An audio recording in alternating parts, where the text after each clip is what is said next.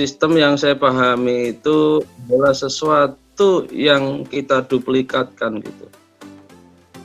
Jadi sesuatu yang sudah kita kerjakan dan kemudian dikerjakan oleh orang lain. Itu sederhananya pemikiran saya seperti itu. Jadi Pak, saya ketika 2011 merintis bisnis di Banten, ya, saya ketika jadi marketing, katakanlah di target 100, saya mencapai 2 kali lipat. Kemudian saya jadi leader, saya merekrut ada sekitar 12 orang di Cirebon. Di Bandung saya jadi supervisor, punya 2 orang leader, punya 25 orang sales atau marketing.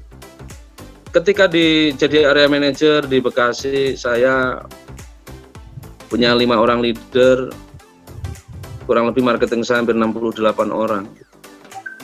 Tapi ketika saya dikasih kesempatan untuk membuka wilayah baru di Banten, saya ditanya, Pak Iwan, rencana di Banten siapa yang akan diajak tim Pak Iwan?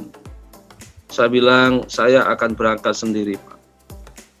Kenapa? Pertimbangan saya, karena ini merintis, mengawali di suatu tempat yang baru, potensinya antara berhasil dan tidak berhasil.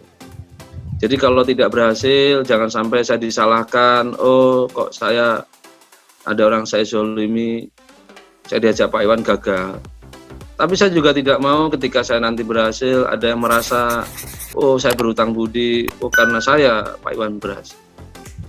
Akhirnya saya berangkat ke Banten sendiri Pak.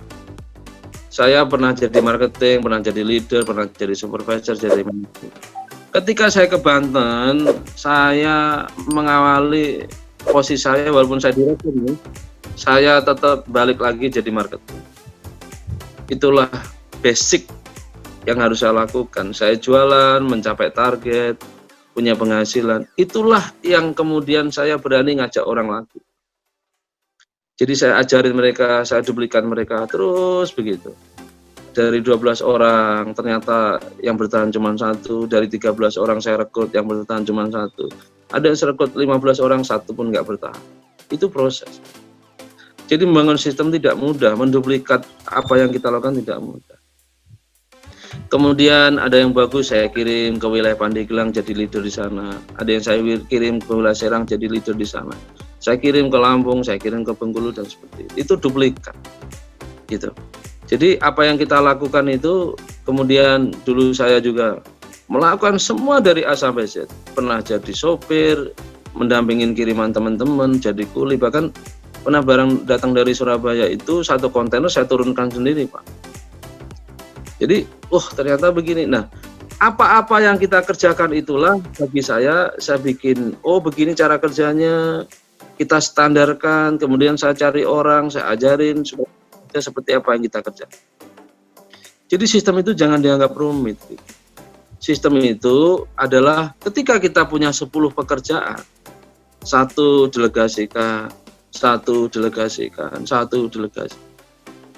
Dulu administrasi saya tulis, pemasukan uang sendiri.